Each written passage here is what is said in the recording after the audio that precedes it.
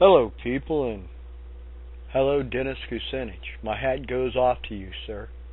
You have shown true grit when it comes to calling it as it is when it pertains to this administration and this country in general. As far as the debates, there's only one place I think you made your mistake, is when you were asked, why do you think you don't do better in this country? You should have responded, because you look like a nerd and this country is too busy worrying about trying to be like Roy Rogers and Dale Evans. This country is about as hick as it gets.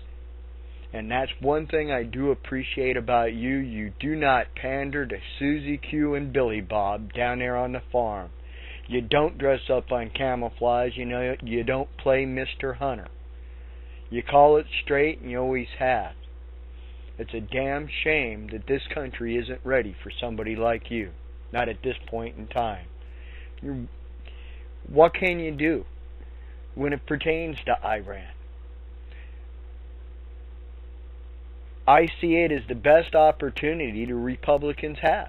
And I wouldn't be surprised if they played that card to escalate the war by blowing something up into that country. In my opinion, it has more to do with them refining uranium and the competition in that market than it does a nuclear weapon. Let's face it. That is the direction the neocons want to go. They want to go in a direction of nuclear power. They've made sweetheart deals with India, nuclear technology for mangoes.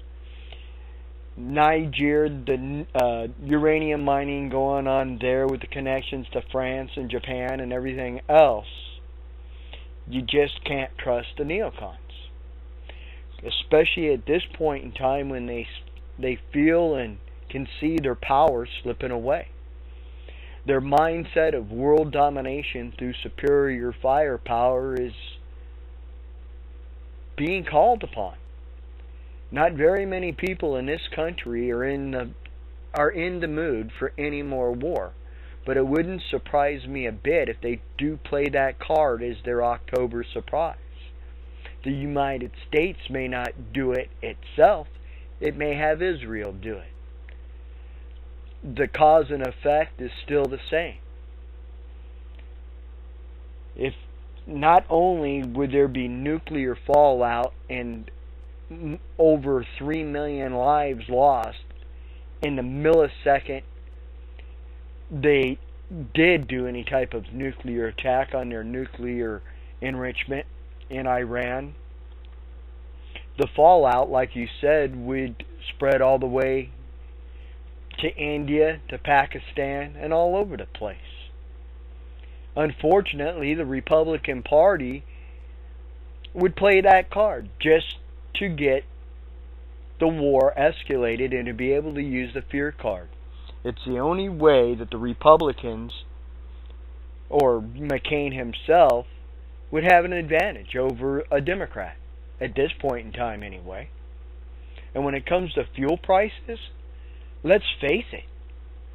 Well, not so much as let's face it, it's more of my opinion.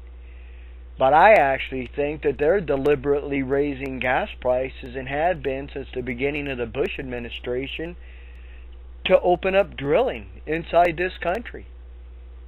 And open it up in Alaska, off our shores, everywhere else. That is their goal. That is their agenda.